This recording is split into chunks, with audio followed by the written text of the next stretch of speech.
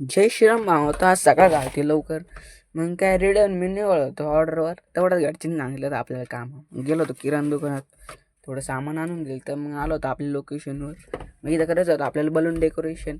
आज होतं Valentine day, त्याच्यामुळे आज आपल्याला त्याच्यात ऑर्डर होत्या. मग काय ऑर्डरवर गेल्यानंतर मग इथं बलून आणि ते लावले होते. थोडं फुलाचं पण केलं होतं. मग काय पार्टी आल्यानंतर पार्टीला सुद्धा आवडलं होते डेकोरेशन. मग पेमेंट घेतल्यानंतर मग आम्ही निघालो होतो दुसऱ्या लोकेशनवर. कारण आपल्याला तिथं सुद्धा आज आहे ना फुलांचंच हे करायचं होतं. मग सगळ्या गुलाबाच्या पाकळ्या हे करून मग आम्ही डेकोरेशनला सुरुवात केली होती. फायनली डेकोरेशन झाल्यानंतर मग काय आले होते ज्यांचं डेकोरेशन होते, त्यांना पण विचारलं कसं झालं. मग यांच्याकडून पेमेंट घेऊन आम्ही निघालो होतो. आज तर लय ऑर्डर होते आम्हाला, त्याच्यामुळे आम्ही पूर्ण जाम झालो होतो. इकडून तर तिकडून तिकडून इकडं करत होतो नुसतं. मग काय परत आपल्याला जेवण बिवण करून आल्यानंतर मग जायचं होतं परत हॉटेलवर. तिथंसुद्धा डेकोरेशन करायचं सगळं बलूनचं आणि फुलांचं. इथं खूप वेळ गेला होता कारण पार्टी आलीच नव्हती आणि रूमसुद्धा बुक करून नव्हता ठेवला. त्याच्यामुळे आम्हाला एंट्रीसुद्धा देत नव्हते मध्ये. मग फायनली मग काय आल्यानंतर आम्ही रूम सजवली. त्याला पूर्ण 2 तास गेला.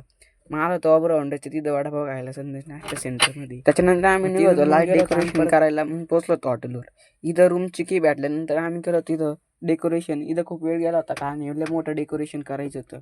मग पार्टीला फोन लावला होता. पार्टी म्हणे अजून आम्हाला अर्धा तास बसलो होतो. मग काय पार्टी आल्यानंतर पेमेंट घेतल्यानंतर मग आलो होतो फायनली घरी.